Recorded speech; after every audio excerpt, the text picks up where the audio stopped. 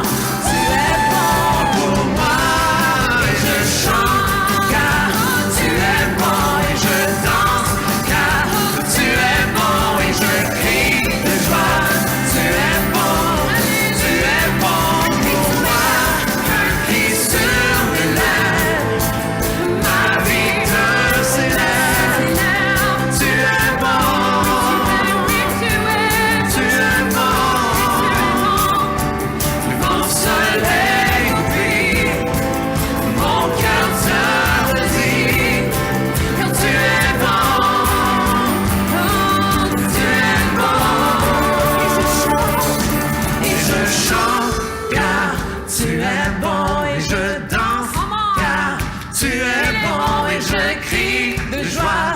Tu es bon, tu es bon pour moi et je chante car tu es bon et je danse car tu es bon et je crie de joie. Tu es bon pour moi et je chante car tu es bon et je danse car tu es bon et je crie de joie. Tu es bon, tu es bon et je chante car tu es bon et je danse car tu es bon et je crie de joie. Tu es bon pour moi. Oui, tu es, oh, tu es bon, alléluia. Oui, tu es. Alléluia. Alléluia. Que le roi de mon cœur soit le mont vers où je cours, la source dont je m'abreuve. Oh, il est mon chant. Que le roi de mon cœur soit l'abri où je me cache. La rançon pour ma vie. Oh, il est mon chant. Tu es bon, bon. Tu es bon. Le roi. Que le roi de mon cœur soit le vent par mes voiles, mon ancre dans les vagues. Oh, il est mon chant. Que le roi de mon cœur soit le feu me consumant, le centre de mes jours. Oh, il est mon chant. Tu es bon, bon. Tu es bon, Tu es bon. tu es bon, bon. Tu es bon, Oh, tu es bon. tu es bon, Alléluia. tu es bon, Oh, tu es. tu es bon,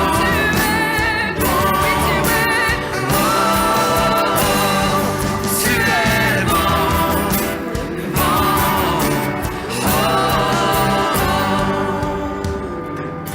Jamais tu ne me laisses, jamais tu ne me laisseras. Alléluia.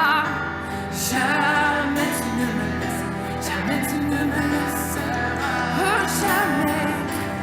Jamais tu ne me laisses, jamais tu ne me laisseras. Et jamais tu ne me laisses, jamais tu ne me laisseras. Oh, non, jamais tu ne me laisses, jamais tu ne me laisseras. Oh, jamais, jamais, jamais tu ne me Alléluia. Jamais tu ne me laisseras. Jamais, jamais tu chantes avec tout mon cœur. jamais tu ne me laisseras. Alléluia. Jamais tu ne me laisses, jamais tu ne me laisseras. Tu es bon, oh, bon.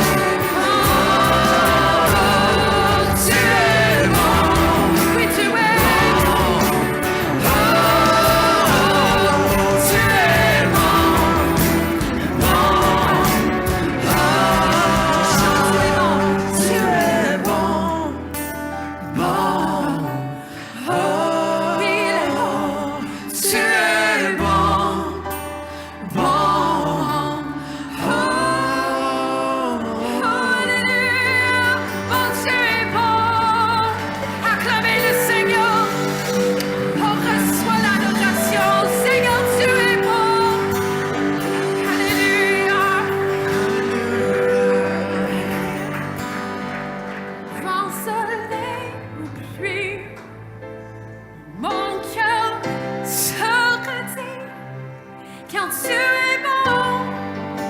Oh, tu es bon. Vent soleil, oublie. Mon cœur te redit, car tu es bon. Alléluia. Acclamez notre Dieu, il est bon. Vent soleil, oublie. Mon cœur te redit, car tu es bon. Alléluia. Alléluia. Il est bon. Alléluia. Alléluia. Notre Père est tellement bon. Dieu est tellement bon. Et ce matin, j'aimerais que tout le monde ici puisse avoir une nouvelle révélation du cœur de Papa. Comment est-ce qu'il aime ses enfants? Que tout ce qu'il fait, c'est pour notre bien. Quand on prie, puis que des fois on a un oui, des fois on a un non, ou des fois c'est attends, c'est tout parce qu'il nous aime, puis parce qu'il sait ce qui est mieux pour nous. Il n'y a aucune ténèbre en Dieu. Tout en Dieu n'est que lumière. Et tout don parfait vient de lui, le Père des Lumières. Amen.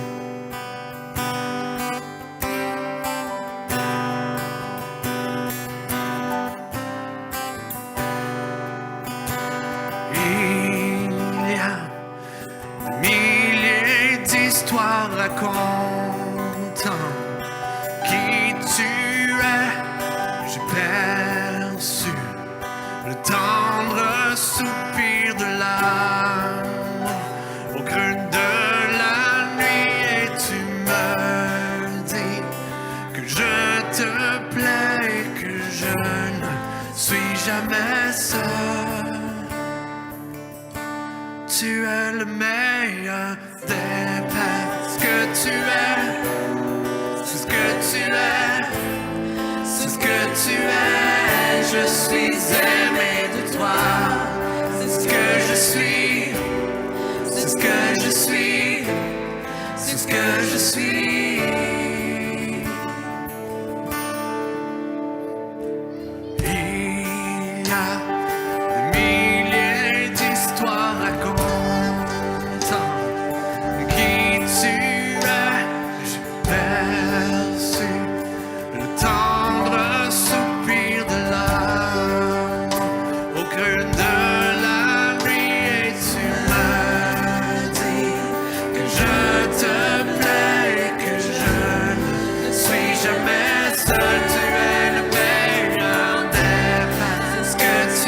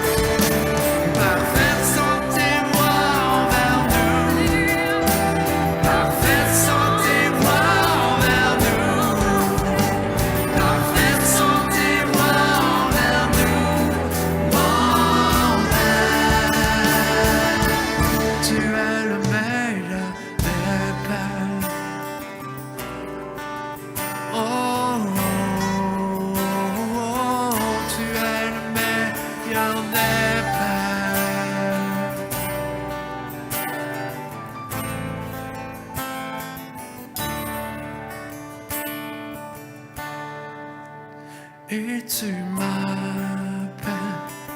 Près de ton cœur, tu m'appelles.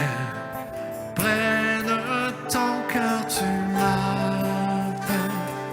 Près de ton cœur, dans ton amour, et tu m'appelles. Près de ton cœur, tu m'appelles. Près de ton cœur, tu m'appelles. Près de ton cœur, dans ton amour, oui, tu m'appelles. Près de ton cœur, tu m'appelles. Près de ton cœur, tu m'appelles.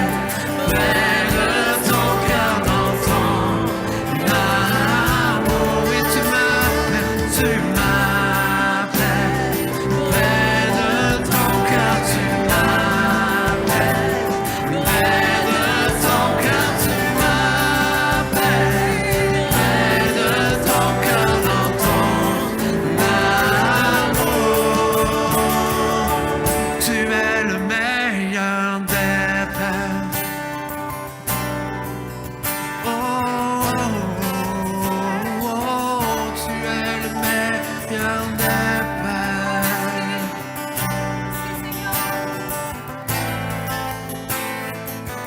Je suis aimé de toi.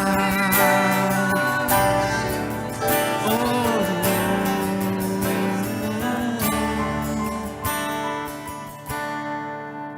oui, tu m'appelles. Près de ton cœur, tu m'appelles. Près de ton cœur, tu m'appelles. Près de ton cœur, dans ton amour. Tu es le meilleur des pères.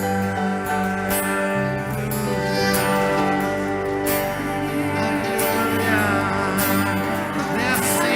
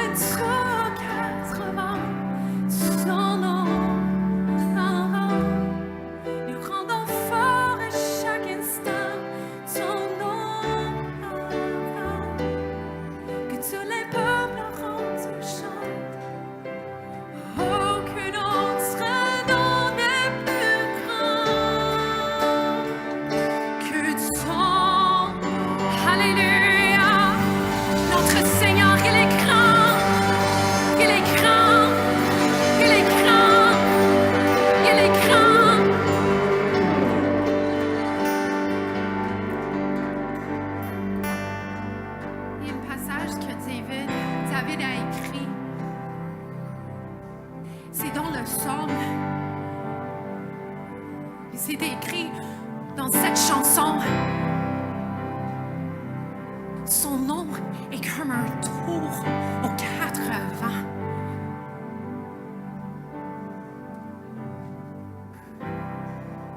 Notre Seigneur est grand. C'est écrit dans la Bible que le Seigneur est là. La terre tremble à cause de son Saint-Nom. Et je suis ici devant vous ce matin de déclarer que le même Dieu qui est tout grand, tout puissant, il fortifie vos cœurs. Et je sens vraiment qu'il y a plusieurs personnes qui ont besoin d'être fortifiées en Jésus. Par son amour, par sa grâce, par sa grandeur. Donc, on va juste chanter ça, là. Ouvre vos mains, ouvre vos cœurs. Comme une prière. Jésus, fortifie en mon cœur par ta grâce et ta bonté, car c'est en toi. Oh,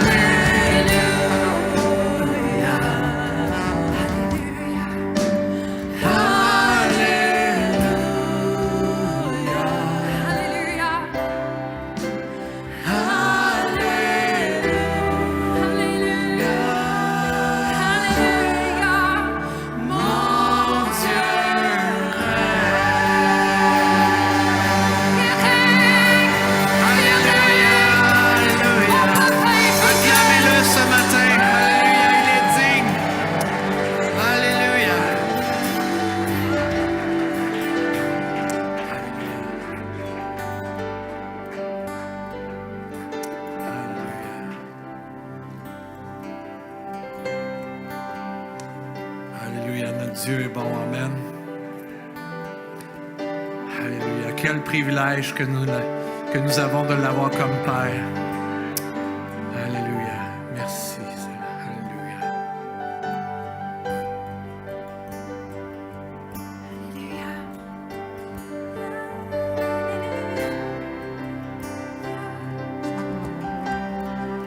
Oui, il est bon et agréable, Père, d'être dans ta présence.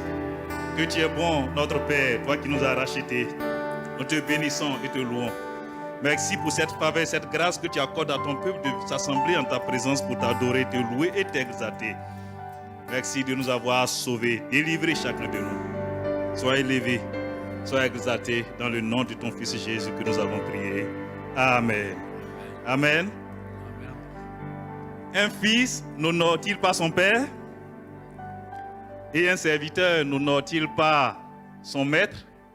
C'est ainsi que ce matin, nous allons nous préparer pour honorer notre Père, celui qui nous a sauvés. Donc c'est le moment des offrandes. Au travers de ces offrandes, venons honorer notre Dieu.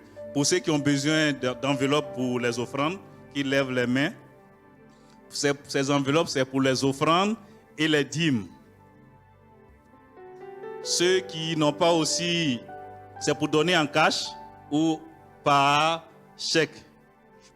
Pour ceux qui veulent donner par carte débit, peuvent aller dans le local derrière à la vidéo pour donner.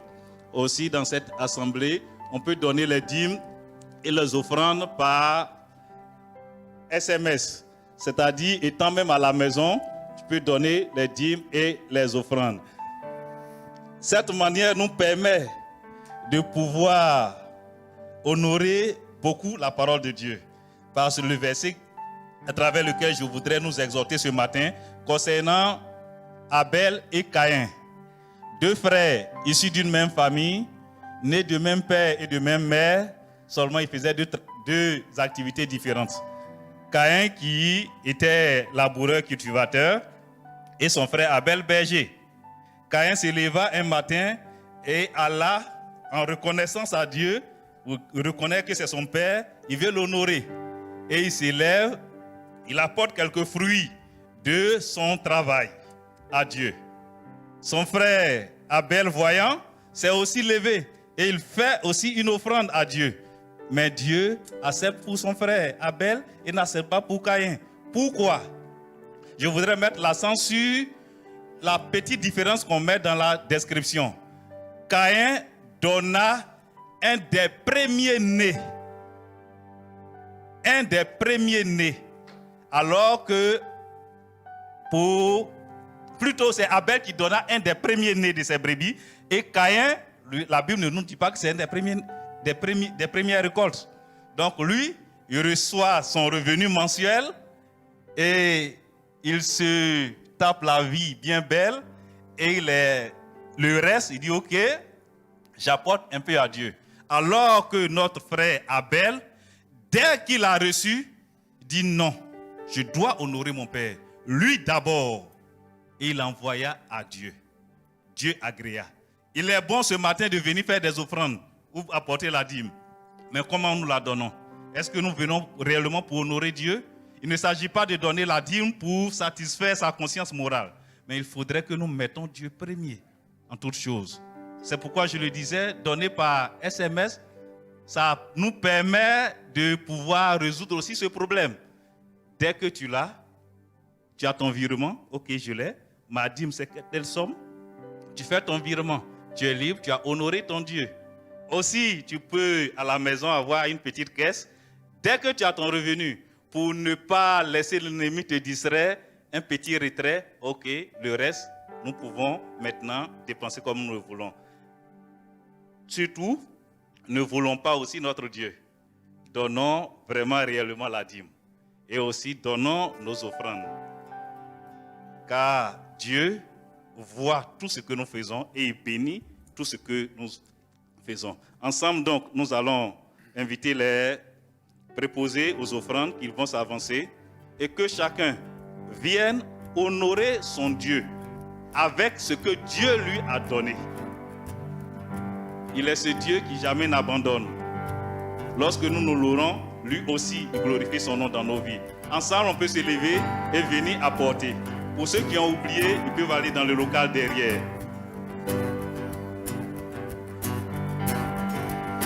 Moi j'ai décidé de suivre Jésus, oui pour toujours, oui pour toujours. Moi j'ai décidé de suivre Jésus, oui pour toujours, oui pour toujours. La croix devant moi, le monde derrière moi, oui pour toujours, oui pour toujours. La croix devant moi, le monde derrière moi, oui pour toujours, oui pour toujours. I have decided to follow Jesus, no turning back, no turning back. I have decided to follow Jesus, no turning back, no turning back. Moi j'ai décidé de suivre Jésus, oui pour toujours, oui pour toujours. Moi j'ai décidé de suivre Jésus, oui pour toujours, oui pour toujours. À toi la gloire, ô Éternel. Merci Père. Oui, comme le Jean le dit, nous avons décidé de te suivre. Et nous reconnaissons que jamais tu n'abandonnes. Merci pour ton peuple que tu as béni. Merci de ce que tu nous bénis encore davantage. De ce que tu permets que nous apportons des offrandes et des dîmes pour t'honorer. Éternel Dieu, nous prions que tu bénisses encore davantage. Accorde des emplois à ceux qui sont à la recherche. Éternel, accorde la sagesse à chacun de nous, afin que nous puissions gérer les biens que tu nous accordes à chaque moment. Merci, Éternel Dieu, pour toute ta faveur et ta grâce et pour la gestion de tous ces biens que nous apportons dans ta maison. Sois élevé, sois exalté dans le nom de Jésus-Christ. Amen. Amen. Merci, Victorien. Alléluia. Merci, Seigneur. Et nous aussi, dans nos vies personnelles, on doit bien gérer nos finances. Alléluia. De ne pas s'endetter quand ce n'est pas nécessaire. Et de payer qu'est-ce qu'on peut s'acheter. Et pas au-delà de nos capacités. Au nom de Jésus. Alors, bienvenue dans la maison de l'Éternel. Bienvenue. Ça va bien? Vous avez le droit de sourire. Ça craque pas quand on sourit. Alléluia. Merci Seigneur pour ta bonté parce qu'on a décidé de te suivre. Merci Jésus, Jésus. Est-ce qu'il y a des nouvelles personnes? Levez la main. On veut vous accueillir dans la maison de l'Éternel. Oui, levez-vous. Bienvenue. Bienvenue avec nous. Alléluia. Vous pouvez vous asseoir. Est-ce que c'est la fête, l'anniversaire de quelqu'un, l'anniversaire de mariage, Claude? Cette semaine. Oh, lève-toi. Quelqu'un d'autre? Une fête, un anniversaire de mariage?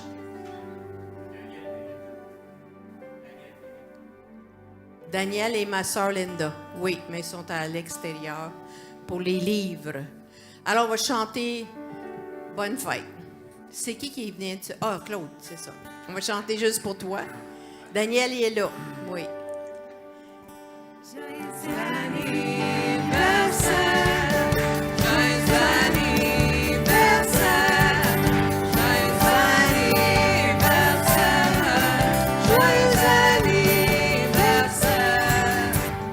Alléluia. Alléluia. Merci, Seigneur. Qu'on a une autre fête, qu'on continue à vivre au nom de Jésus. Et pour les nouveaux, il y a un cours qui se donne à 10 h le matin. Le dimanche matin, c'est commencé.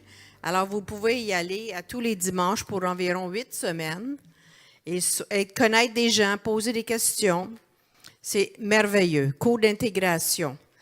Le pasteur va porter la parole aujourd'hui, puis on va être bénis, comme dans la première réunion. C'était tellement merveilleux. Cette semaine, c'est une semaine de prière. C'est-à-dire lundi, mardi, mercredi soir. Vous êtes bienvenus de 6h30 à 8h30, 2 heures de temps. On a du bon temps, on a de la musique, des chants. On adore Dieu.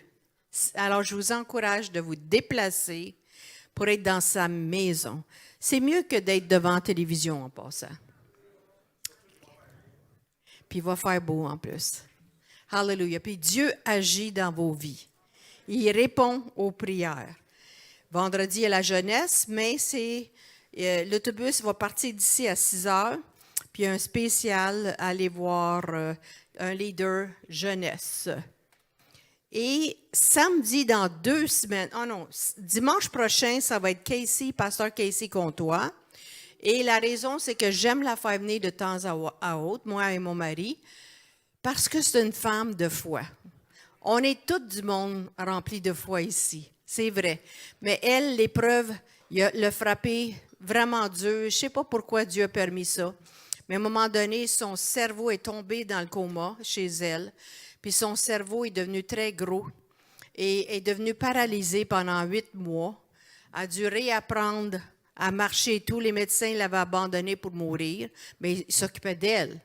Mais ils ont dit qu'elle était pour mourir, c'était impossible de vivre. Et tout le monde dans son département sont morts.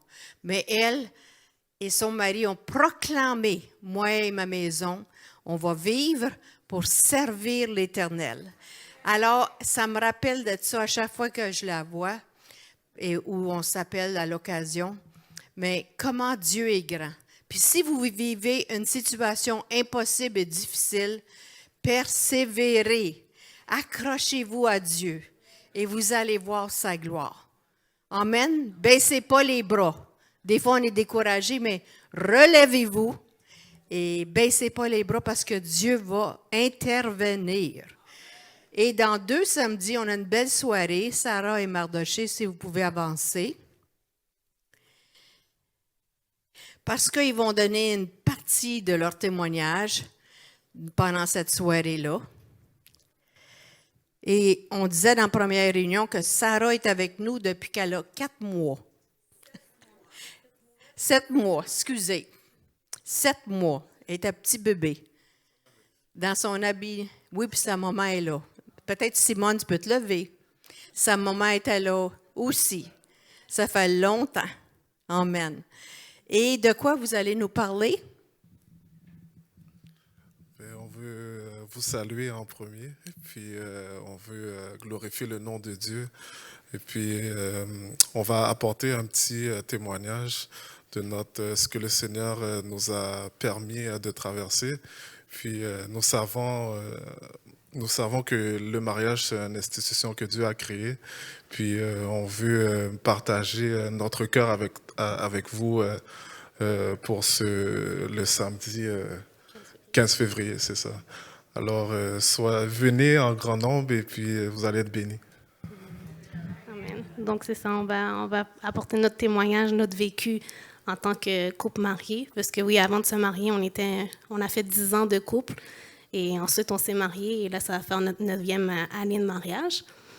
Et puis, oui, il s'est passé plein de choses, des épreuves et elles paraissaient minimes au début, qu'on s'est dit, mais non, ça va passer avec le temps. On a fait 10 ans ensemble, on a passé à travers plein de choses, mais ce mini-là a pris de l'ampleur et il y a eu d'autres problèmes qui se sont rajoutés, il y a eu plein d'émotions et oui, on a persévéré. Mais en même temps, j'aimerais féliciter et honorer toutes les femmes qui vont chercher de l'aide, qui osent aller chercher de l'aide, qui osent aller demander à une sœur, prie avec moi ou prie pour moi. Parce qu'il y a des moments où est-ce que tu as le goût de relâcher. Et moi, c'est ça qui m'est arrivé. J'ai relâché et j'ai tourné dos à Dieu. Et je sais pas qui, mais je sais qu'il y a des femmes qui ont prié pour moi, même si je me suis pas confiée, que peut-être ça paraissait pas, mais je sais qu'il y a des prières qui ont monté au ciel parce que la grâce qui est descendue dans mon couple, je l'ai pas méritée parce que j'ai rien demandé. J'ai tourné le dos à Dieu, mais lui, il m'a jamais abandonné. C'est à suivre. À suivre cette soirée-là. Hein? Vous allez ouvrir votre cœur et donner un témoignage. Ça va être bénissant. Alors, Betty prend les noms en sortant. C'est seulement 15 $. Claire Belfort fait un beau repas, puis on a la garderie aussi. Fait que ça promet d'être une très belle soirée. Puis j'écoutais un enseignement, puis Je crois vraiment que c'est vrai. 7 mots divins qui vont réparer, guérir toutes les relations, que ce soit dans le couple ou dans l'Église. 7 mots. J'ai eu tort. Ouh! Veux-tu me pardonner? Wow! Essayez ça. Puis d'être sincère, vous allez voir des situations transformées. J'ai eu tort. Et moi, je l'ai dit à mon mari plusieurs fois. J'ai eu tort. Veux-tu me pardonner? Alors, il faut plier. Amen. Et Jean-Paul, il y a des livres. C'est l'humilité. Il y a aussi 50% sur tous les vêtements à Progède. Merci, pasteur. J'ai 2 bons livres pour vous ce matin. Prendre plaisir à le découvrir. Comment découvrir le Seigneur? La puissance au travers de la connaissance de Dieu. Ça aussi, c'est puissant. Puis il nous reste 2 livres du pasteur Kessie Comtois qui vient la semaine prochaine. Soyez bénis. Merci, Jean-Paul.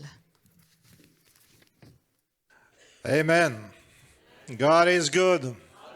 And all the time. Moi, je vous ai partagé la semaine passée qu'avec mon épouse, j'ai dit ça jour en me levant le matin. Hi, gorgeous. Autrement dit, allô, beauté, comment ça va? Puis, à tous les matins, j'ai dit ça. Puis, ça paye. C'est payant. Amen. Puis, elle aussi, elle me dit quelque chose de semblable à ça. Puis, c'est comme si ça donne le ton de la journée. Amen. Au lieu de dire, ah, tu es encore réveillé sur le mauvais pied ou quelque chose de négatif, tu dis quelque chose de positif le matin. Amen. Ce matin, le titre de mon message, c'est « La miséricorde, l'ami de la repentance ». Et j'ai un petit vidéo à vous présenter que, en préparant mon message, j'ai vu ça sur Internet, puis j'ai dit, ça serait intéressant à montrer aux gens. Alors, c'est sur un chant, le chant qu'on connaît. C'est quoi déjà le titre? « Miséricorde insondable ». Est-ce que vous connaissez ce chant-là? « Miséricorde insondable ». Dieu peut-il tout pardonner, absoudre un si grand, et mes péchés oubliés. Jésus, je viens à toi, tel que je suis. Je viens à toi, tel que je suis, prends-moi. Et Jésus de répondre, oui, je le veux. Alors, on va montrer ce petit vidéo. C'est vraiment intéressant. Puis, il y a un message au travers de ça. Bonjour. Aujourd'hui, mon histoire s'intitule « Miséricorde insondable ».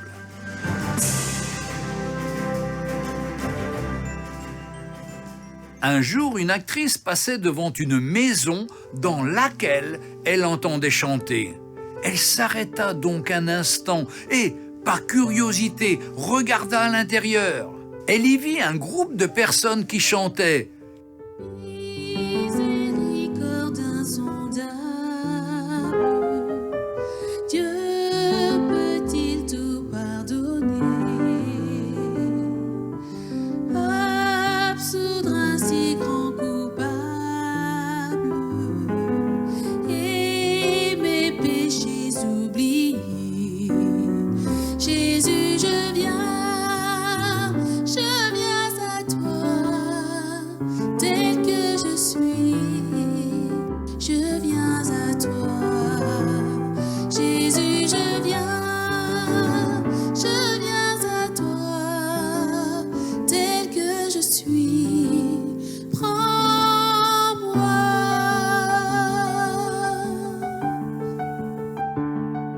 Elle fut si impressionnée par ce chant qu'elle s'en répétait constamment les paroles.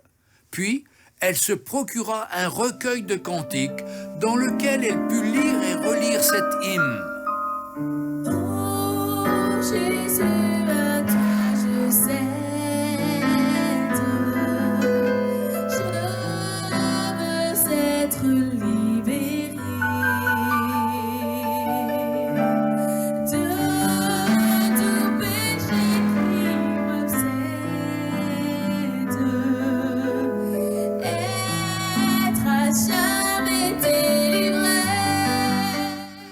Alors elle fut amenée à chanter de tout son cœur le refrain cité ci-dessus, et put aussi chanter la 4e strophe. Alléluia, plus de doute. Mon fardeau m'est enlevé.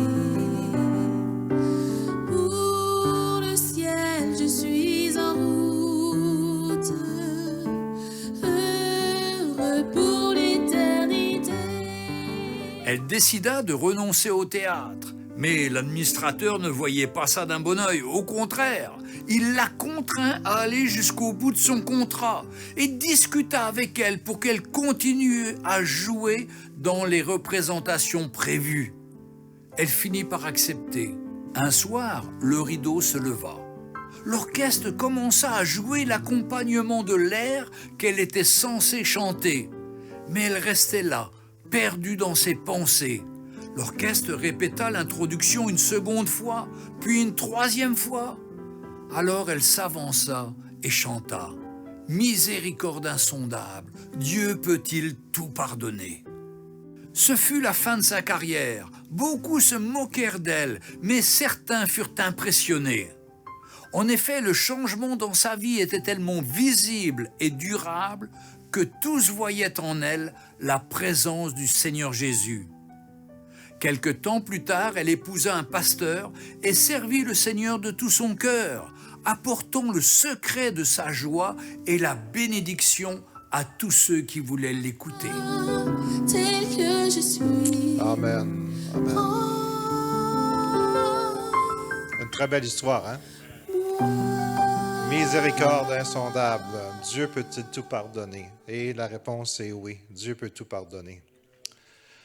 Dans Tite 3, le versets 3 et 7 nous dit « Car nous aussi, nous étions autrefois insensés, désobéissants, égarés, asservis à toute espèce de convoitise et de volupté, vivant dans la méchanceté, dans l'envie digne des taillis et nous haïssant les uns les autres. » Est-ce qu'il y en a qui se reconnaissent?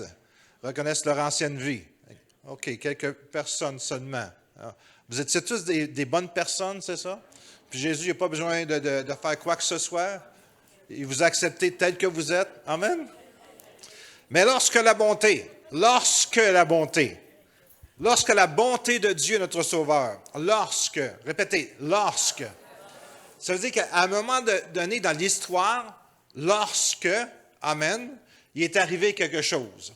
Son amour pour les hommes a été manifesté. Quelqu'un peut me dire quand est-ce que cet amour a été manifesté? À la croix. Amen.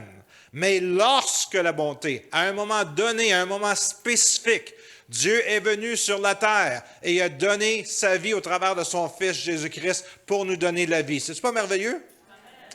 Il nous a sauvés. Y a-t-il des gens qui sont sauvés ici ce matin? Amen. Quelques personnes. Les autres ont fait une prière à la fin de la réunion pour vous autres. Mais c'est-à-dire, il nous a sauvés, non à cause des œuvres de justice que nous aurions faites, mais selon sa miséricorde. Amen. Selon sa miséricorde. On a été sauvés par sa miséricorde. Amen. J'ai dit, sauvés par sa miséricorde. C'est pas merveilleux de savoir qu'on a été sauvés, pas à cause de nous, mais à cause de lui. Regardons ça, on a été sauvés par selon sa miséricorde, c'est ça? Mais selon sa miséricorde, ça veut dire que par veut lier les choses qui étaient avant avec les choses qui vont suivre. Autrement dit, tu ne peux pas être juste sauvé avec sa miséricorde. Parce que la miséricorde de Dieu, c'est comme un grand fleuve, c'est immense, Dieu déverse sa miséricorde. Mais ça prend un robinet, ça prend une valve, ça prend une entrée dans notre vie.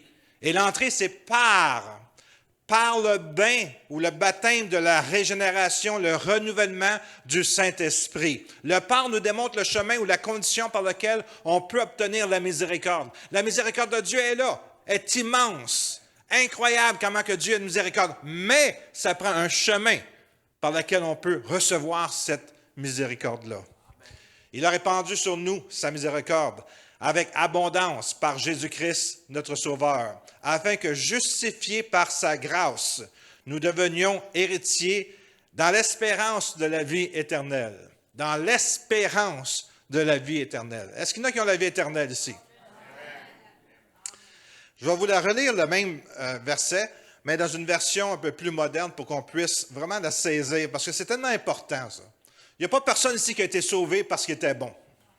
Il n'y a pas personne ici que Jésus ou Dieu, quand il est venu au monde, il dit « Oh, lui est parfait ». Chacun d'entre nous autres, on était dédié à la mort éternelle. Chaque être humain, chaque enfant qui vient au monde, dans ce monde ici, est dédié à la mort éternelle. Il faut qu'il y ait quelque chose qui lui donne la vie. Et ce quelque chose-là, c'est lorsque Jésus est venu. Il est mort sur la croix pour nous donner la vie. C'est-tu pas merveilleux? C'est-tu pas merveilleux de savoir qu'on a la vie éternelle? Pas par nous-mêmes, pas par nos bonnes actions. Vous savez, il y a des religions qui disent, ils ne savent pas s'ils vont aller au ciel. C'est juste à la fin, quand ils arrivent de l'autre bord, ils vont savoir qu'ils ont été meilleurs que méchants. Vous connaissez cette religion-là, c'est une des religions qui a le plus de monde dans le monde. Ils ne savent jamais, on a eu un témoignage aussi d'un ex-musulman qui a partagé ça, ils ne savent jamais s'ils vont aller au ciel parce que c'est basé sur leurs bonnes actions vis-à-vis de leurs mauvaises actions. Nous autres, ce n'est pas ça du tout.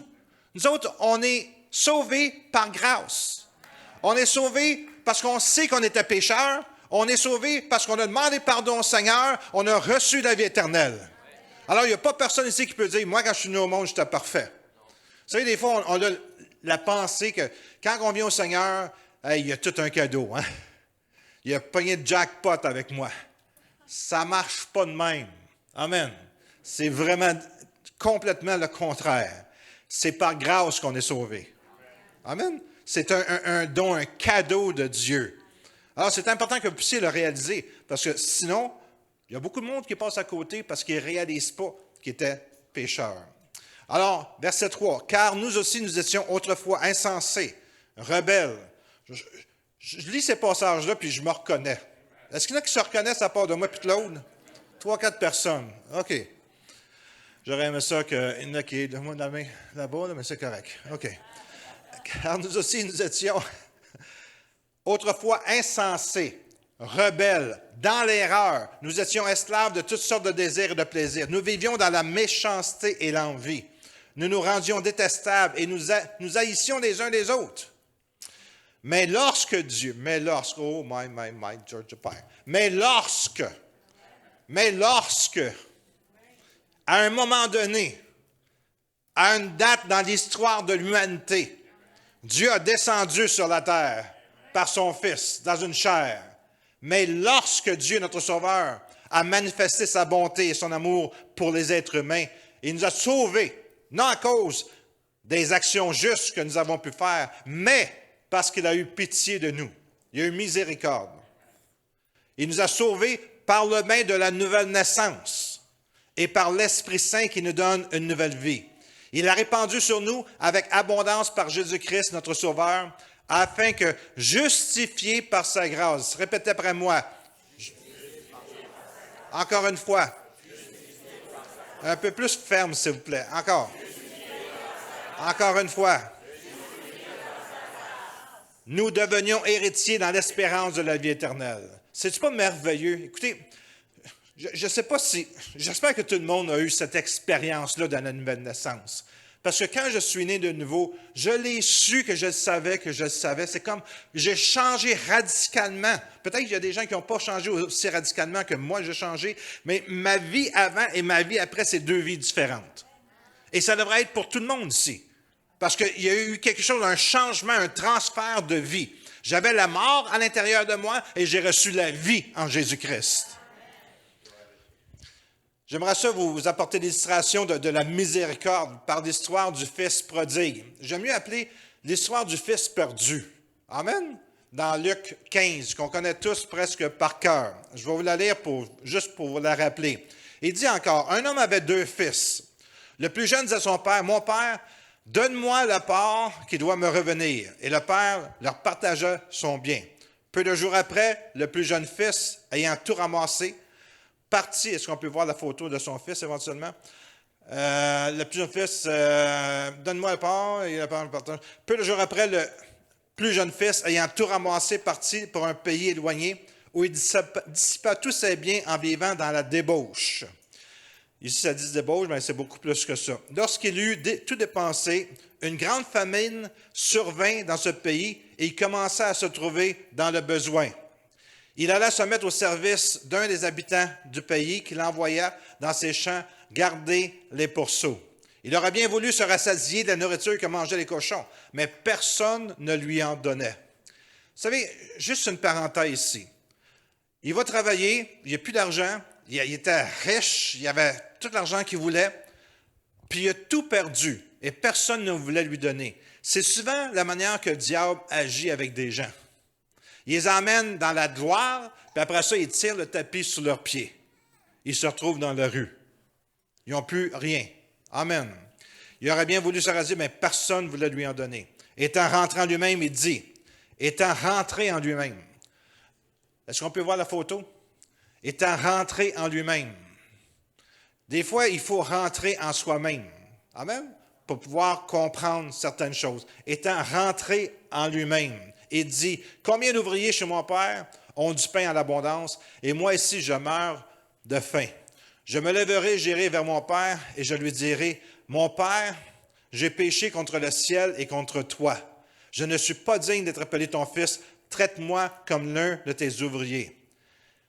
Ça, c'est la repentance. C'est l'ami de la miséricorde. La miséricorde est là, mais pour l'obtenir, tu as besoin de la repentance. Est-ce que je peux entendre un amen? Parce que la Bible nous dit, il nous a sauvés, non à cause des actions justes qu'on peut faire, mais parce qu'il a eu pitié, miséricorde de nous. Il nous a sauvés par le bain de la nouvelle naissance, par l'Esprit Saint qui nous donne une nouvelle vie. Et il se leva, alla vers son père. Comme il était encore loin, son père le vit. Il fut ému de compassion. Il courut se jeter à son fils et l'embrassa. Il y a des gens qui disent que son père l'attendait tous les jours, puis il regardait. Peut-être pas. Peut-être son père il continuait à travailler dans la maison parce qu'il avait de l'ouvrage à faire. Puis ça dit simplement ici, son père, et comme il était encore loin, son père le vit. Peux-tu t'imaginer qu'est-ce qui s'est passé dans le cœur du père? L'amour qu'il avait pour son fils. Un fils qui était mort, qui était perdu, qui maintenant revient. Quelle joie immense! Ça nous démontre le cœur de Dieu, qu'on va voir un peu plus loin. Amen. Son père le vit et fut ému de compassion. Il courut se jeter à son cou et l'embrassa. Le fils lui dit, Père, ça c'est essentiel ici. Père, j'ai péché contre le ciel et contre toi. Je ne suis plus digne d'être appelé ton fils. Qu'est-ce qu'il est en train de dire? Il dit, la miséricorde de Dieu est là, mais je dois me repentir pour que la bénédiction de Dieu, la miséricorde de Dieu puisse entrer dans ma vie. Parce que s'il n'y aurait pas eu de repentance, il n'y aurait pas eu de miséricorde qui aurait été accordée à lui. Est-ce que vous comprenez ce point-là? Comment que c'est important? Mais le Père dit à ses serviteurs, puis là on voit la réaction du Père. Quand il a vu la repentance, parce que le titre de mon message c'est « La miséricorde, l'ami de la repentance ». Mais le Père dit à ses serviteurs, apportez vite la plus belle robe et revêtez-le, mettez-lui un anneau au doigt et des souliers aux pieds. Amenez le veau gras et tuez-le. Mangeons et réjouissons-nous. Autrement dit, tout ce que je peux te donner pour te montrer ma gratitude, ma joie que j'ai, je vais te l'offrir. Car mon fils que voici était mort, il est revenu à la vie. Il était perdu et il est retrouvé. Et ils commencèrent à se réjouir. Mon fils qui était mort. Vous savez, il y a des prédicateurs qui prennent des fois la parole de Dieu, qui disent ce qu'ils veulent avec ça. Il y a des gens qui disent, le fils il était dans la maison du Père. Ça veut dire, vu qu'il était dans la maison du Père, il était sauvé. Puis il a toujours été sauvé. On ne peut pas perdre son salut. Mais ça nous montre le contraire ici. Ça dit, le Père dit, mon fils qui était mort, il n'y avait pas de vie éternelle en dedans de lui. Il est revenu à la vie. Il était perdu. S'il mourait, il allait en enfer direct. Pourtant, il était dans la maison du Père. Il s'est retrouvé. Ils commencèrent à se réjouir. C'est quoi les messages centraux de ce verset? Premièrement, il nous illustre qu'on était tous complètement, totalement perdus éternellement sans espoir. Est-ce que vous êtes d'accord avec ça? Chacun d'entre nous, il n'y avait aucun espoir. Dans Romains 3, le verset 10, ça dit, dans la parole de vie, dans les livres saints, on dit « Aucun être humain n'est juste, pas même un seul. » Je m'excuse, Claude. Aucun être humain n'est juste. Okay. Aucun être humain n'est juste, pas même un seul. Personne n'est intelligent, personne ne cherche Dieu. Hey, sais-tu? Personne ne cherche Dieu. Tous ont quitté le bon chemin et sont tous corrompus. Dans Isaïe 53, le verset 6, dans la parole de vie, ça nous dit « Nous étions tous comme des moutons perdus. Chacun suivait son propre chemin. » Amen. On était tous comme des moutons perdus. Chacun suivait son propre chemin. Je ne sais pas pour vous autres. Mais moi, j'étais comme ça. J'étais perdu. Ma femme a prié pour... Elle s'est donnée au Seigneur, puis après ça, elle a prié pour moi. Mais j'étais perdu. Je faisais qu'est-ce que ça me tentait de faire. J'étais égoïste, centré sur moi-même. Je cherchais plus le plaisir que Dieu. J'étais perdu. Je n'ai pas peur de dire. Puis la grâce de Dieu est venue. La grâce de Dieu a changé ma vie. Amen. Nous étions tous comme des moutons perdus. Chacun suivait son propre chemin. Mais il y a une bonne nouvelle à ça. Et le Seigneur a fait retomber sur lui nos fautes à nous tous. Les fautes de chaque personne ici, il a fait retomber sur Jésus-Christ. Quand il est mort à la croix, nos fautes ont été sur lui. Écoutez, je vais vous dire quelque chose parce que j'avais un frère tout à l'heure, entre les deux réunions, il est venu me voir et il dit « Je me sens souvent coupable, je me sens pas à la hauteur, je me sens comme... je retombe souvent dans des mauvaises habitudes, etc. C'est comme... Écoutez, ça, c'est vraiment des attaques de l'ennemi. Puis, je peux vous dire, parce que j'ai eu la victoire là-dedans. Est-ce que ça arrive des fois? Ça vous arrive? Oh, moi, la dernière rangée, tout le monde a levé la main quasiment. OK. À part de vous autres, là, bien entendu. Là. Mais je vais vous dire quelque chose. C'est normal. C'est normal de te sentir pas à la hauteur. Mais je vais vous dire quelque chose. À chaque fois que je commence à me sentir comme ça, j'arrête de regarder vers moi. Je commence à regarder vers lui. Parce que j'ai été sauvé par grâce. Puis c'est vrai qu'on a été sauvé par grâce, mais écoutez, on vit encore dans ce cher corps de chair. Amen. Puis il n'est pas encore parfait. Puis il ne sera jamais parfait. J'ai dit, il ne sera jamais parfait. Il va toujours avoir des difficultés. Il va toujours avoir de la misère à avoir la victoire en tout temps. Est-ce que vous me suivez? Est-ce que je parle juste pour moi ou je parle pour d'autres personnes ici? Amen. Alors, quand ça t'arrive, quand tu as des manquements dans ta vie, quand tu fais des choses que tu ne devrais pas, puis que tu commences, l'ennemi commence à te faire sentir coupable, parce que c'est l'expert pour te condamner. Dieu ne condamne jamais. Dieu convainc par son Saint-Esprit. Amen. Alors, arrête de te regarder, arrête de méditer sur les mauvaises choses que tu fais et concentre-toi sur lui, sur sa grandeur, sur sa magnificence, sur son amour. Amen. Sur sa grâce, sur sa miséricorde. Amen. C'est important de réaliser ça parce que c'est quelque chose qui revient constamment. On ne se sent pas à la hauteur, on ne se sent pas assez bon, on pense que Dieu ne nous aime pas. Dieu va toujours t'aimer.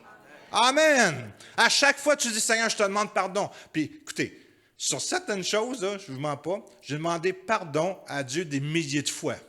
Je sais que vous n'êtes pas comme moi, vous êtes pas mal mieux que moi, mais il y a des choses dans ma vie que j'ai passées au travers. Écoutez, ça fait depuis 1976 que je connais le Seigneur. J'ai eu bien des étapes dans ma vie, OK? Mais il y a eu des étapes où c'est que j'étais là, puis je me sentais hypocrite, vraiment hypocrite. Puis là, je me disais, je vais le faire, puis je vais demander pardon après. Allô? C'est-tu hypocrite, ça? Hein? Mais ça fait partie de la nature. Amen. Puis j'ai demandé pardon pareil après. Puis je savais que je n'étais pas recommencé, mais je l'ai fait. OK? Puis, Seigneur, je te demande pardon. Je t'avais dit que je te demanderais pardon. Je te demande pardon. Mais c'est comme Dieu est tellement plus grand que nous autres. Puis on a des pauses dans notre vie. On a des périodes où c'est que c'est pas facile. Ça n'a jamais été facile, la vie chrétienne. Amen? Parce qu'on a une pression, on a une nature pécheresse, on a été régénéré. Amen? Puis il faut changer nos pensées. Puis dans le changement des pensées, c'est pas toujours évident et instantanément. Amen. Alors, je vais vous encourager.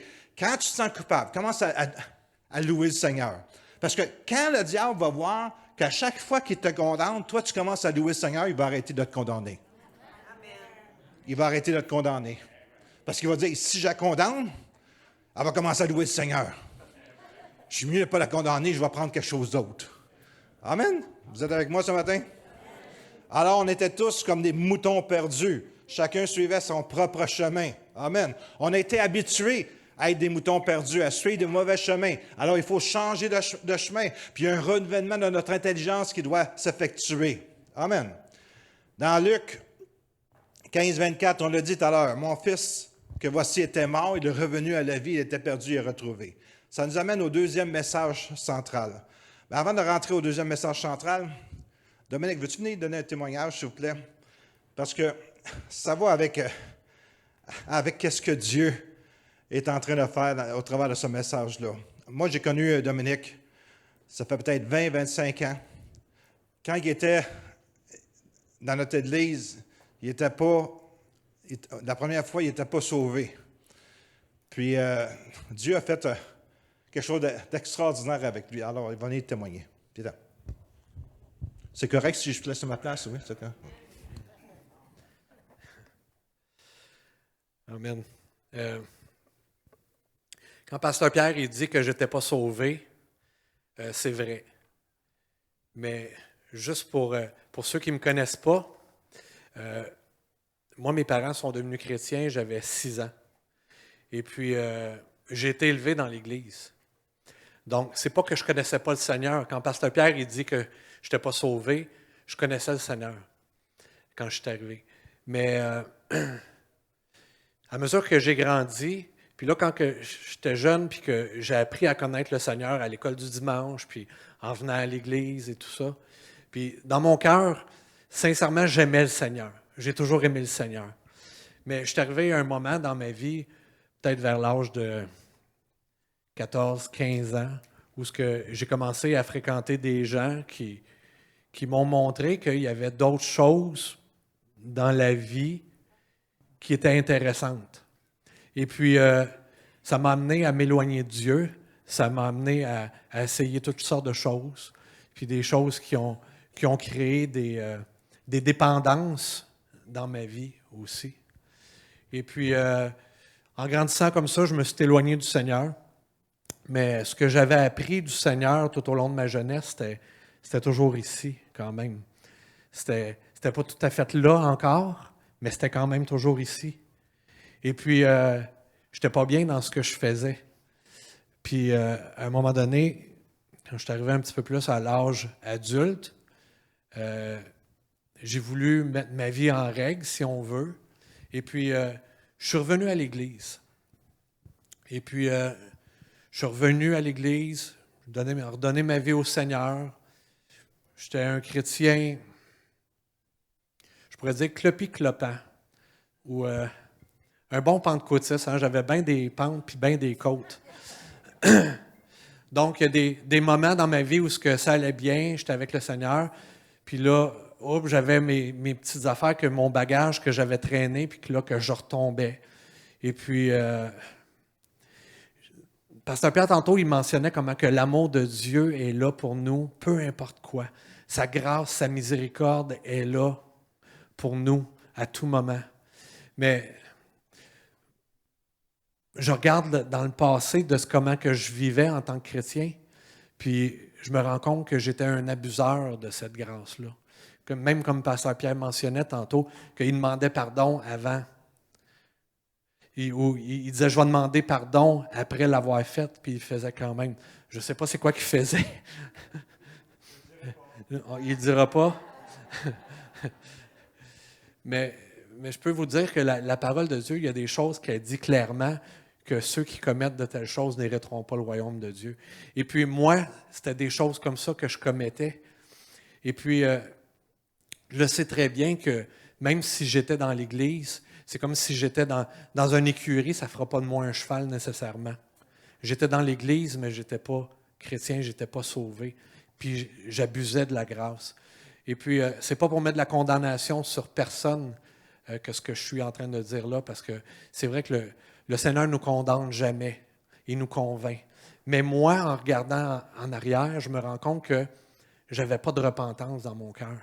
Quand que je demandais pardon à Dieu, c'était juste pour me clairer la conscience, puis dire, OK, j'ai demandé pardon à Dieu. Mais il n'y avait pas de véritable repentance de mon côté. Et puis là, je vivais avec ça, puis c'était difficile pour moi de vivre avec ça parce que moi, j'ai beaucoup de misère avec une chose, c'est l'hypocrisie. Et puis, je me disais, si je ne ferais pas mon hypocrite, aller à l'église, taper des mains, puis faire semblant que tout va bien quand que je vis comme un païen le reste de la semaine. Donc, je me suis encore éloigné. J'étais déjà éloigné de Dieu, si on voulait, mais je me suis éloigné de l'Église pendant une période de temps. Et puis, à un moment donné, j'étais dans mon appartement, et puis, c'est comme la parabole du fils perdu, hein, où il a commencé à être tout seul avec lui-même, puis il a commencé à regarder à l'intérieur, une introspection, puis voir comment est-ce que sa vie était misérable. Et puis, je suis arrivé à ce moment-là dans ma vie. Puis je me souviens très bien, j'étais seul dans mon appartement. Et puis, je pensais à tous les échecs que j'avais vécus, puis que je vivais. Et puis, une chose, c'est que souvent, je mettais le blâme sur Dieu pour les choses qui m'arrivaient. C'est comme si je voulais me déresponsabiliser, puis je disais que je blâmais Dieu. « Ah, mais Dieu, si tu étais vraiment bon, tu t'aurais fait ci, si tu serais comme ça, tu aurais fait ça. » Puis je blâmais toujours Dieu. Sauf qu'à ce moment-là, ce soir-là, pendant que j'étais en train de regarder à l'intérieur, puis faire cette introspection-là, j'ai réalisé que où ce que j'étais, dans le fond du baril, c'était pas la faute de Dieu.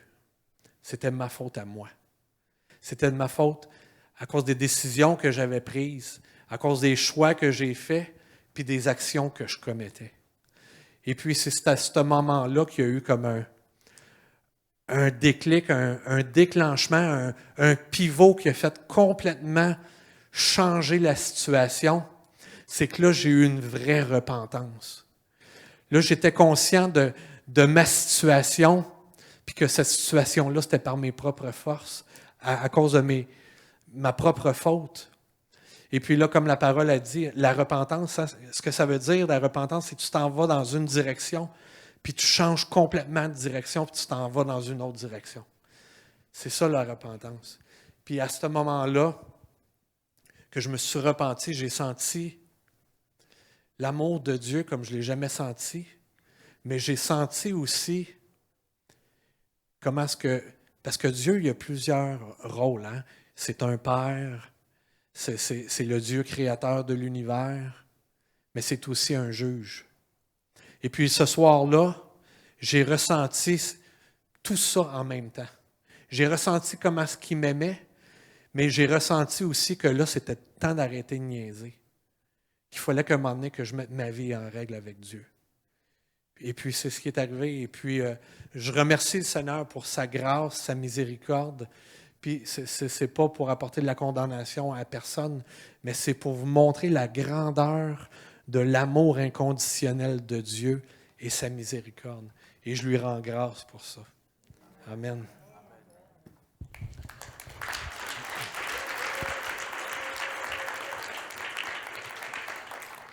J'aime beaucoup quand Dominique dit « quand je me suis vraiment repenti ».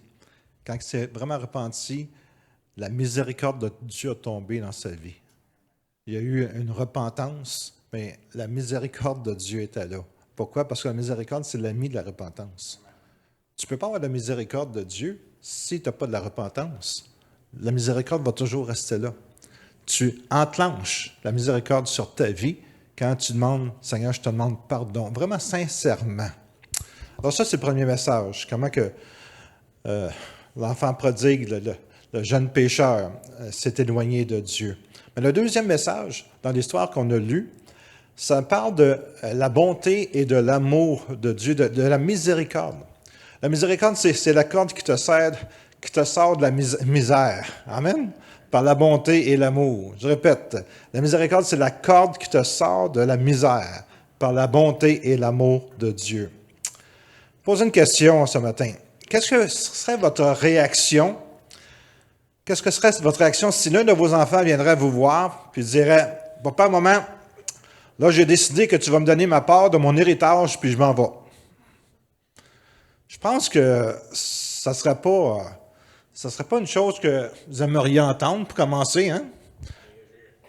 Puis je pense que l'enfant, c'est ça, il y aurait des choses à apprendre.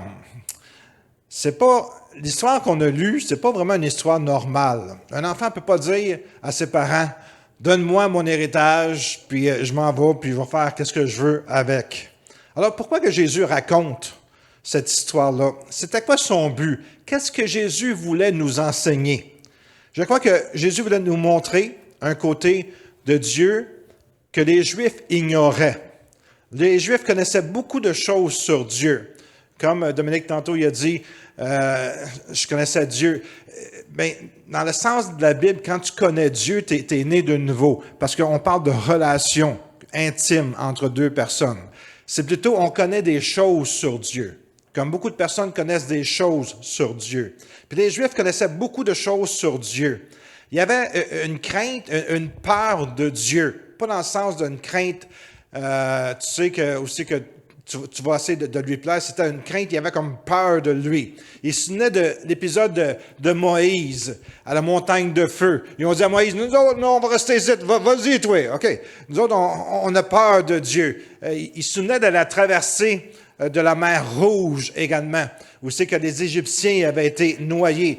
Il se souvient des peuples dévoués par interdit, où c'est que chacun était coupé en morceaux, les hommes, les femmes, les enfants, les bébés, les femmes enceintes. Dieu purgeait ces peuples-là. Et alors, c'est l'image de Dieu peut-être qu'ils avaient. Ils se souvenaient de la révolte de Corée, où c'est que Corée a été englouti avec son clan, son groupe, Marie, la sœur de Moïse. Les Juifs connaissaient aussi le lieu saint.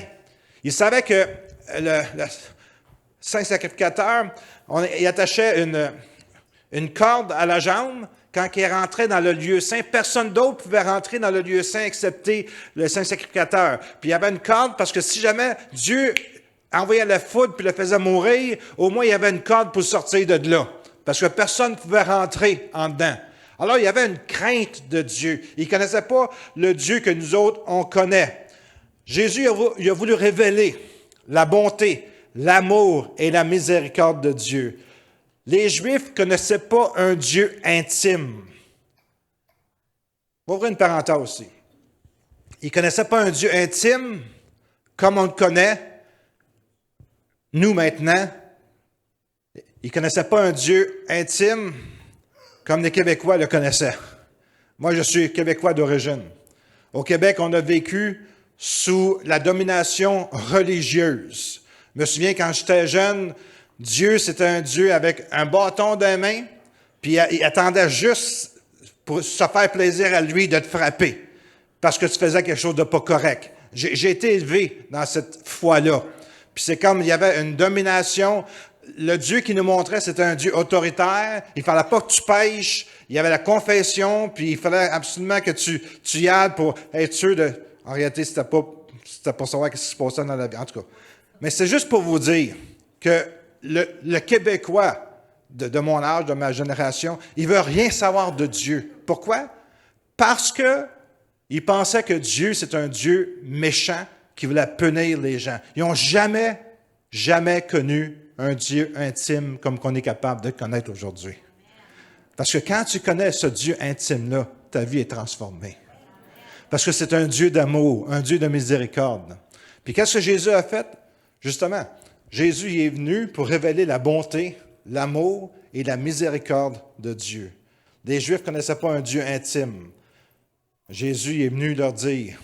Puis c'est pour ça que, pour eux, la miséricorde insondable, ils ne connaissaient pas ça.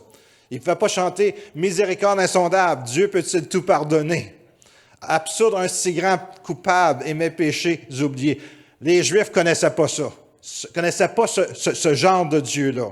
Alors Jésus est venu révéler aux Juifs Ce Dieu qu'il ne connaissait pas en donnant sa propre vie sur la croix pour le péché des hommes. Il y a Philippe qui a demandé, « Seigneur, Seigneur, montre-nous le Père. » C'est un Juif. « Montre-nous le Père et on va être satisfait. » Jésus a répondu, « Il y a si longtemps que je suis avec toi, puis tu ne me connais pas encore. Philippe, celui qui m'a vu a vu le Père. » Alors Jésus il est venu se révéler aux Juifs. Il est venu révéler Dieu aux Juifs pour leur dire qui Dieu est véritablement. Alors ça, c'est le deuxième message. Comment que Dieu est bon. Mais il y a un troisième message aussi central dans l'histoire qu'on a lue. Plusieurs sont prêts à jeter une pierre à ce jeune homme qui est parti avec tout l'argent de ses parents. Mais on doit se poser la question, combien de personnes sont vraiment rentrées en eux-mêmes pour voir qu'est-ce qui se trouve comme dans ce jeune homme-là? Je répète la question. Combien de personnes sont vraiment entrées en eux-mêmes pour voir qu'est-ce qui s'y trouve comme ce jeune homme-là? C'est comme si cette histoire nous expose le cœur de ce jeune homme, nous ouvre son cœur. Quand on regarde cette belle histoire-là, il est parti, il est rentré en lui-même, puis il a commencé à réaliser qu'est-ce qu'il y avait dans son cœur. Peut-être c'est ça que Dieu veut qu'on puisse comprendre. Une des choses qu'il veut qu'on comprenne. Qu'est-ce qu'il y a dans notre cœur? Qu'est-ce qui s'y trouve vraiment? Puis je sais qu'il n'y a pas beaucoup de personnes qui aiment ça faire une introspection. On aime ça regarder les autres. Puis là, on réalise que dans ça, il y a 3 doigts qui me regardent. Puis il y en a juste un qui regarde les autres. Est-ce que vous êtes là ce matin? C'est comme si cette histoire nous expose le cœur de ce jeune homme, nous ouvre son cœur. Peut-être qu'après tout, que cette histoire nous a également été donnée pour nous permettre de réfléchir, de rentrer en nous-mêmes, de voir qu'est-ce qu'il y a dans nos cœurs. Vous savez, quand le chrétien écoute de la porno à la télévision ou sur le site Internet, qui vient à l'église le dimanche matin, pensez pas que ce serait bon des fois de rentrer en lui-même de temps à autre pour voir qu'est-ce qui se trouve dans son cœur? Regardez-vous pas de même.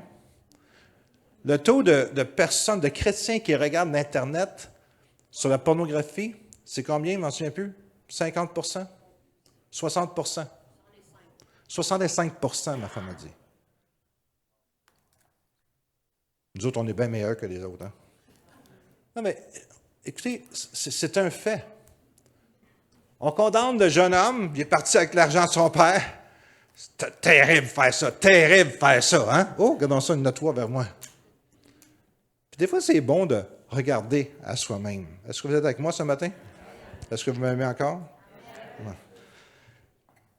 1 Jean 1,6 nous dit, « Si nous prétendons être en communion avec lui tout en vivant dans les ténèbres, nous sommes des menteurs. Et on n'agit pas comme la vérité l'exige de nous. » La miséricorde s'obtient par la repentance. Quand tu te repens, tu demandes pardon à Dieu, la miséricorde vient et te lave de tous les péchés.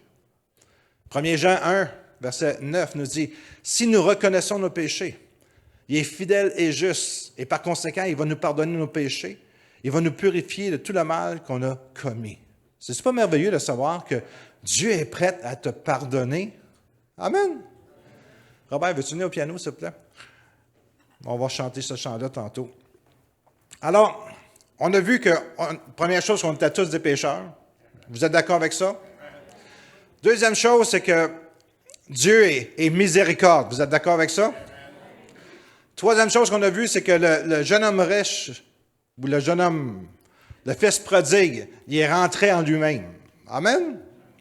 Maintenant, il y a un quatrième point que j'ai découvert en lisant ce passage-là, puis je vais vous partager, parce qu'il y a une autre leçon qu'on peut apprendre du fils perdu. Une leçon sur notre héritage. On a tous un héritage comme enfants de Dieu. La parole a dit que Jésus, il s'en va préparer une place. Et je sais que dans le naturel, beaucoup de chrétiens, ils disent, « Ah, moi, je suis sauvé, puis je suis content d'être sauvé, puis je vais juste m'assurer d'être sauvé jusqu'au bout. » Il y a beaucoup de chrétiens qui pensent de cette manière-là. Mais si tu lis la Bible, la parole de Dieu, tu t'aperçois que quand on va mourir, il y en a qui vont avoir des gouvernements de 1 ville, 2 villes, 20 villes, 100 villes. il y avait des choses complètement différentes. Mais la plupart des gens disent, moi, d'abord que je suis sauvé, je vais être content. Écoutez, moi, j'ai tout donné ma vie au Seigneur. Puis, je ne fais pas ça pour être gouverneur de 20 villes. Je vous le dis vraiment. Parce que quand on va arriver l'autre bord, on va recevoir la couronne, puis on va déposer aux pieds de Jésus. Puis, je vais être bien content de tout y donner. Il fera qu'est-ce qu'il veut avec moi. OK? Mais je me suis engagé sur cette terre ici, pendant que je suis ici, de ne pas gruger sur mon héritage au ciel. Est-ce que vous me suivez ce matin? Je suis en train de bâtir quelque chose pour plus tard. Je suis content de le faire. J'ai une joie de servir le Seigneur.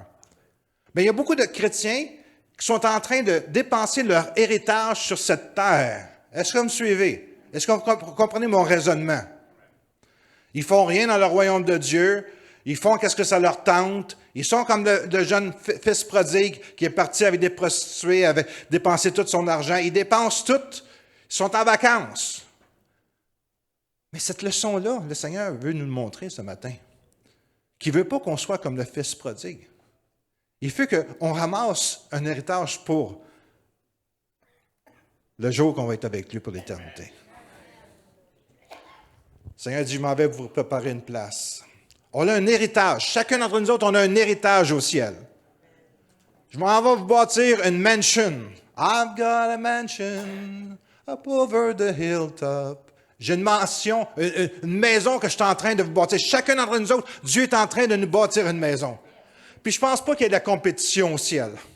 Je ne pense pas que je vais dire ma maison est plus belle que ta maison à toi. C'est pas ça du tout. Mais si on serait spirituel, on réaliserait que le Seigneur nous a placés sur cette terre ici, pas pour dépenser notre héritage, mais pour la bâtir. Est-ce que vous me suivez? Vous comprenez ce que j'essaie de faire comprendre? Puis ça n'a rien à faire avec la religion que j'étais dedans, que tu achetais des indulgences plénières pour gagner ton ciel. Mon ciel a été gagné. Je suis sauvé par grâce. Je n'ai pas besoin de rien faire pour gagner. Mais le Seigneur nous dit des choses dans sa parole, puis quand tu la lis, c'est pas fini, ça commence au ciel. Amen. J'ai plus de temps en arrière que j'en ai en avant, Claude. Puis je me rapproche du ciel. Je me rapproche de lui. Je me rapproche de la vie éternelle que je vais passer avec lui.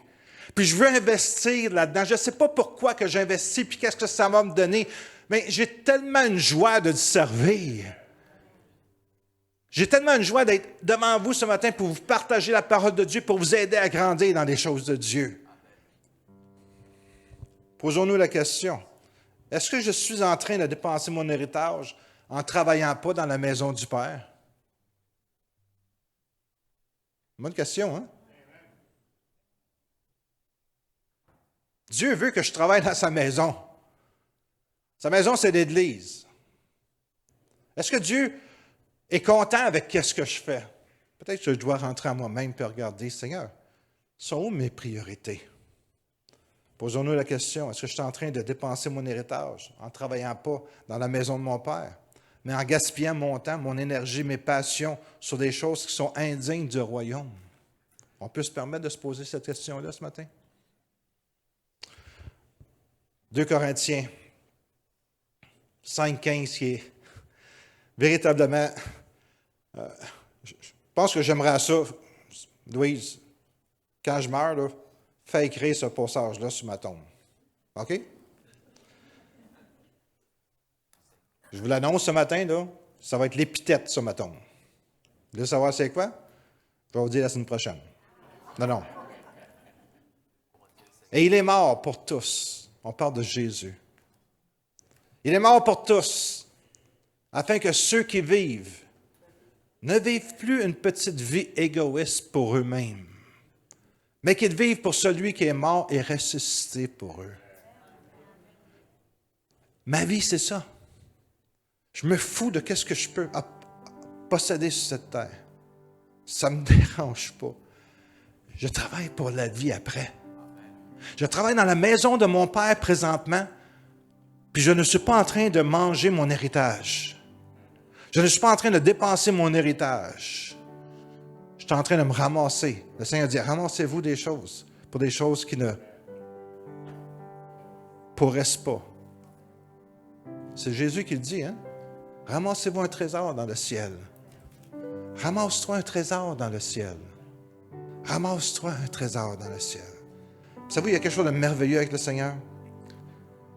Comme j'ai dit plus tôt,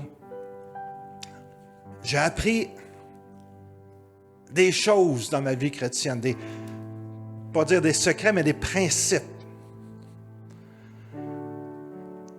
Que je suis pas qu'est-ce que je voudrais être. Que j'ai tellement de manquements, mais que sa grâce est tellement grande. Que sa grâce est tellement immense. Que l'amour de Dieu dépasse tout ce que je peux comprendre ou saisir. Dieu est tellement bon pour moi. Sa miséricorde est là. C'est un déluge de miséricorde. Puis la seule chose que je peux obtenir, c'est quand je me repens. Toutes mes erreurs, toutes mes faiblesses, tous mes manquements sont purifiés par sa miséricorde, sont lavés plus blancs que neige. La miséricorde est là. Puis je vais terminer avec une histoire qui me touche vraiment, qui m'a toujours touché. Je l'ai raconté déjà plusieurs fois. Pas plusieurs fois, mais quelques fois. C'est un jeune homme qui a été élevé dans une famille chrétienne. Puis c'était un fils rebelle. Puis il a grandi rebelle. Puis ses parents n'ont pas été capables d'enlever la rébellion dans son cœur. Il haïssait tout le monde. Il commettait des larcins. Il a fait des vols. Il a même tué quelqu'un. Puis là, il s'est retrouvé en prison. Il était en prison pendant peut-être 20 ans, 25 ans. Jamais communiqué avec ses parents parce que il ne voulait rien savoir. Puis un jour, pendant qu'il était en prison, il est rentré en lui-même. Il est rentré en lui-même. Puis là, il s'est vu. Il a vu sa propre vie. Puis il a réalisé l'amour de Dieu, comment que l'amour de Dieu est grand, comment que l'amour de Dieu est immense. Il s'est jeté à genoux dans sa prison. Il dit, Dieu, je te demande pardon. Pardon pour tout le mal que j'ai fait à ces gens-là qui étaient innocents. Je te demande pardon, Seigneur. Pardonne-moi. Il a vraiment eu une repentance sincère dans son cœur. Il s'est levé puis il était une nouvelle personne. Mais ses parents qui étaient âgés, il n'y avait pas une nouvelle. Puis finalement, il a su aussi qu'il restait. Il restait encore à la même place. Il a écrit une lettre à ses parents pour leur demander pardon. Il a dit, papa, maman, je vais vous demander pardon pour tout le mal que j'ai fait. Je n'ai pas été un fils que j'aurais dû être. J'ai toujours fait du mal. Le mal était en moi, puis c'était comme si ça m'animait. Mais j'ai demandé pardon à Jésus. Puis il est venu dans mon cœur. Puis maintenant, je suis une nouvelle personne. Je ne suis plus comme j'étais avant. Mais je suis un peu gêné de vous écrire parce que je vous ai tellement fait de mal, puis je veux vous demander pardon pour tout le mal que j'ai fait. Mais je sors de la prison dans quelques semaines, quelques mois.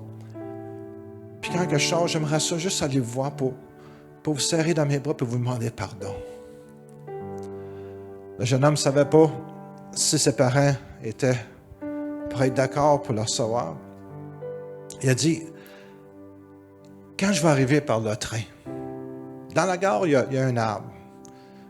Si tu veux pas me voir parfait, je vais juste passer tout droite. Mais si tu veux que j'arrête, fais juste mettre 2-3 rubans dans l'arbre, puis je vais savoir que tu veux me voir. Alors le jeune homme sort de la prison, embarque dans le train. Son cœur battait très fort. Il avait une nouvelle vie, mais c'est comme il ne savait pas comment que ses parents étaient pour le prendre. Il embarque dans le train, il commence à parler avec différentes personnes. Puis il leur dit, compte son histoire, comment il était mauvais avant, puis comment que Dieu a changé son cœur. Puis il arrive proche de la gare, puis il était tout anxieux. puis elle regarde par la fenêtre pour voir l'arbre qui était là. Si son père aurait mis une coupe de rubans dans l'arbre. Il est arrivé, puis il n'a pas vu des rubans, quelques rubans. Il a vu des milliers de rubans dans l'arbre. Des milliers de rubans. Puis ça, c'est pour vous montrer l'amour que Dieu a pour nous. Nous, on est tellement concentrés sur nous, toujours nous autres, qu'est-ce qu'on va faire de bien, qu'est-ce qu'on va faire de mal. Mais Dieu est tellement bon, tellement grand. Ça fait plusieurs années que je prêche, puis il y a eu une période dans ma vie où c'est que je vous ai parlé que j'ai connu l'amour de Dieu que je ne connaissais pas auparavant. Puis quand j'ai connu l'amour de Dieu, ça a bouleversé, renversé ma vie. J'ai arrêté de me regarder à moi-même, j'ai commencé à regarder vers le Seigneur. Dieu est tellement bon, tellement merveilleux, tellement extraordinaire. Dans mon temps de dévotion le matin, c'est surtout ça que je fais. Je dis, Seigneur, comment que tu es grand. Je me concentre sur lui. Parce que si je me concentre sur moi, il n'y a pas grand-chose de bon en dedans de moi. Puis en dedans de vous non plus, frères et sœurs. Je ne vais pas vous insulter, là. Mais la bonté vient de Dieu. L'amour vient de Dieu. La grâce vient de Dieu. La perfection vient de Dieu. On est très loin de ça. Puis sa miséricorde est là pour chacun d'entre nous. On va se lever tout le monde ensemble.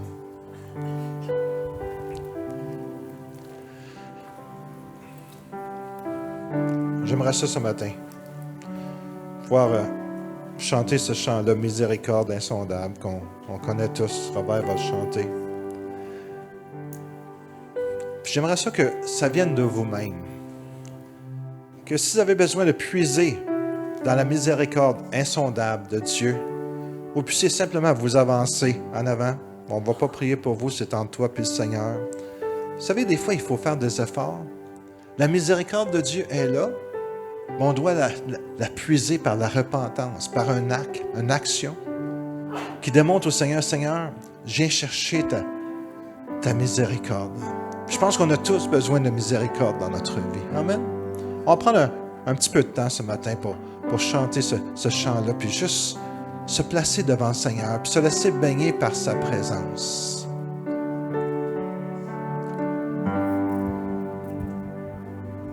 Jésus, je viens à toi, tel que je suis, je viens à toi. Jésus, je viens à toi, tel que je suis. On va essayer miséricorde. Miséricorde insondable. Dieu peut-il tout pardonner? Absoudre un si grand coupable et mes péchés oubliés. Jésus, je viens à toi, tel que je suis, je viens à toi. Jésus, je viens à toi, tel que je suis. Prends-moi. Est-ce que je peux vous encourager ce matin de venir à lui? Vous semblez tous figés dans vos bancs. Puis c'est comme vous êtes confortable. Puis des fois, c'est ça qui arrive. Le Proverbe 18:1 nous dit, « Celui qui se tient à l'écart cherche ce qui lui plaît et s'irrite contre tout ce qui est sage. » Moi, je veux vous encourager d'avoir une intimité avec Dieu, une facilité de vous approcher vers lui quand il y a des choses. Puis si vous le faites ici, vous allez le faire à la maison aussi, vous allez développer une habitude de simplement dire, « Seigneur, je viens à toi tel que je suis. » Parce que c'est comme ça que le Seigneur veut. Il ne te veut pas avec tes talents, c'est lui qui te les a donnés. Il ne veut pas avec ta perfection, tu n'as pas de perfection. Puis c'est bon de développer une attitude. Seigneur, je viens à toi. Je viens à toi, Seigneur. Tel que je suis, je viens à toi. Parce que j'ai besoin de toi. Quand on ne s'avance pas, c'est parce qu'on n'a pas besoin de lui. On est self-complete, OK? Mais c'est bon de développer des choses. Développer une relation avec le Seigneur. Développer une intimité. Développer le sens d'aller vers le Seigneur quand il y a des choses qui ne fonctionnent pas. Vous êtes dans une église, vous n'êtes pas dans le monde, dans un centre d'achat ici, vous êtes dans une église. C'est normal de pouvoir s'avancer vers le Seigneur et de dire, Seigneur, j'ai besoin de toi. Tel que je suis, Seigneur, je viens à toi. Longtemps j'ai loin de ta face provoqué son secours. Fermer mon cœur à sa grâce, laisser le sien devant tout. Jésus, je viens à toi, tel que je suis. Je viens à toi, Jésus, je viens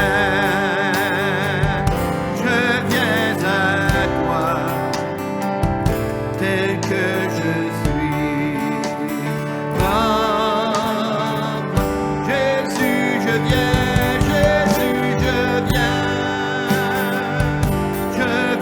à toi, tel que je suis. Je viens à toi, Jésus, je viens à toi, tel que je suis. Prends-moi. Oui, Jésus, je viens à toi. Jésus, Je viens à toi, Seigneur. Plus près de toi, plus près encore, Seigneur. Oh Jésus, des fois je m'éloigne un petit peu, mais que je puisse me rapprocher, coller à toi. Jésus, Jésus, Jésus. Comme qu'est-ce que j'ai entendu cette semaine? Seigneur, j'ai eu tort. Peux-tu me pardonner? Prends-moi, Seigneur, je vais me rapprocher à toi. Je vais me rapprocher à mes frères, mes sœurs aussi. Je viens à toi, Seigneur, que ton amour découle de moi vers les autres, Seigneur, vers toi. Que ma vie compte. Jésus, Jésus, Jésus, Jésus. Que quand tu vas venir nous chercher, on peut se dire, ben c'est accompli. C'est accompli, je crois. Qu'on puisse couler avec lui. Dieu a des plans merveilleux pour chaque personne ici. N'abaissez-vous pas, vous êtes puissante en lui. Le Saint-Esprit en vous peut vraiment transformer des vies. Partout où que vous allez, vous êtes le sel de la terre. Jésus, Jésus, pour toucher des âmes autour de nous, Seigneur. On veut voir ta gloire. Oui, Seigneur, je viens à toi. Bénis chaque personne qui s'est avancée ce matin, Seigneur. Qu'ils ressentent ta présence, qu'ils ressortent transformés, Seigneur. Tu les aimes. Chaque personne est précieuse, très précieuse pour toi et pour nous, Seigneur. Mais encore plus pour toi, parce que toi, tu es parfait. Oh Dieu, merci d'avoir envoyé ton Fils sur la terre pour effacer nos péchés. Ta mort nous a rachetés. Tu vis maintenant. Tu es vivant et tu intercèdes auprès du Père. Ô Saint-Esprit, sois bienvenu dans le cœur de chaque personne. Tu ne condamnes pas, Seigneur, mais tu nous aimes. Tu nous aimes, Seigneur. Alléluia. On peut rechanter. oh Jésus, à toi je cède. Je veux être libéré de tout péché qui m'obsède. Être à jamais délivré.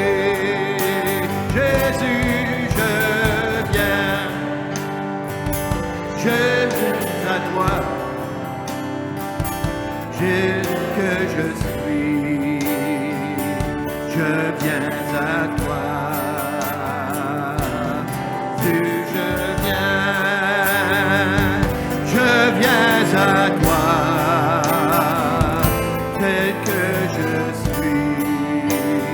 Prends, Jésus, je viens,